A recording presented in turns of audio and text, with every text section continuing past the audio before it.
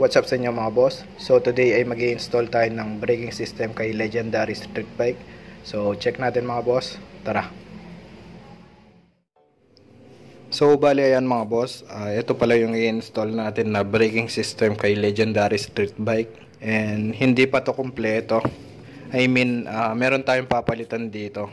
So hindi pa to yung final na magiging braking system ni Legendary Street Bike. I-install lang natin para at least kahit papaano meron na tayong braking system pansamantala kay street bike. Bali ang magiging final dito is itong Brembo na caliper. Ito, ayan. So nickel. Ayan. So bali ito na yung magiging final na brake caliper ni Legendary Street Bike. Ayan. Nabili natin to kay Boss Christian Ibay ng Head Shop. Ayan. May bracket na pang wave.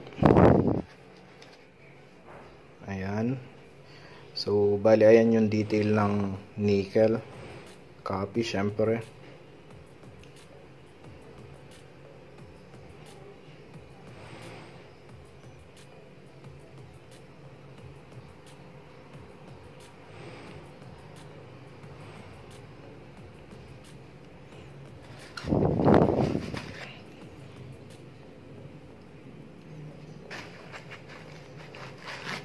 Tapos meron na tayong ginawa na bolts dito. Ayan. Allen type.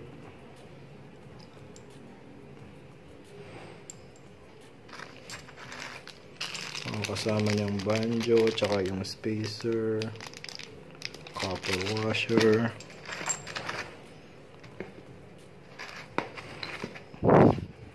Tapos next natin itong switch na brake hose. Ayan, hindi siya quick release. Mali yan, blue black. And pinag-iisipan ko kung soon mag-upgrade tayo ng quick release kasi mas maganda kung quick release, 'di ba? Ayan. Pwede nating i-upgrade soon to mga boss. And ito talaga yung need nating palitan soon. Pansamantala lang naman to mga boss. Ito magiging brake master. Ayan. Hindi pa kasi dumating yung order ko na brake master. I-reveal ko na lang soon kapag dumating na. So pansamantala install muna natin to. And ito time lapse ko na lang. So tara mga boss.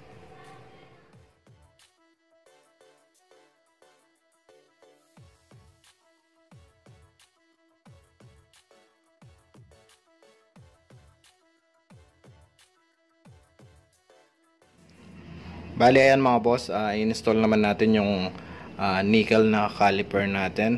Bali pang wave itong bracket nya. So gagamit tayo ng CNC na bolts dito sa bracket. Ang size nito is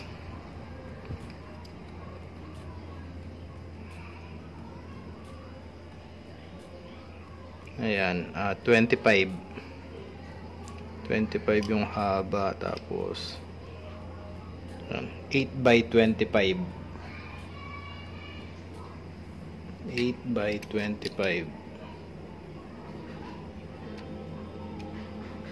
yun. Tapos dito sa caliper to bracket gagamit lang tayo ng Allen na ang size is 8 by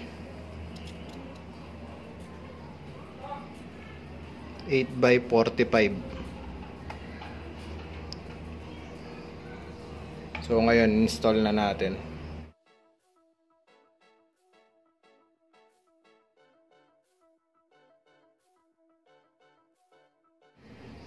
So bali ayan mga boss, na-install na natin yung nickel na caliper. Ayan. Ang ganda niya. So far all goods. Ngayon, install naman natin itong hose nya. Ayan, kung wala bang conversion na magaganap. So check ko muna.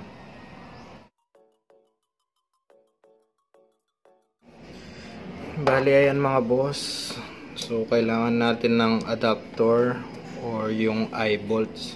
Baka bumili muna ako, and hindi ko pa alam kung ano yung bibilin ko, kung yung straight ba or yung naka degree. So tingnan na lang natin mga boss. So bali ayan mga boss, ganito natin siya nailagay, and pinagbaligtad natin itong bleeder nya. Ayan. Nakabili na tayo ng eye bolts. Ito yung mga kasama niya. And ganyan yung pwede sa kanya na setup. Hindi ito pwede. Ganito sana. Ayan. So comment down below mga boss kung paano yung magandang setup dito na magagamit natin itong 45 degree. Bala ko sana soon mag ano tayo mag quick release.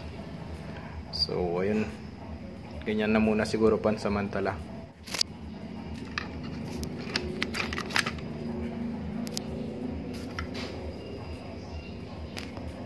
Ayan.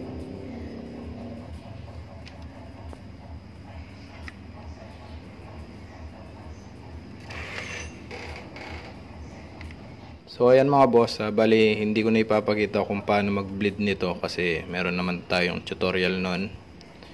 And hindi pa naman kompleto yung braking system ni Legendary Street Bike. Naka-order na ako ng brake master nya. So soon palitan natin yung stock.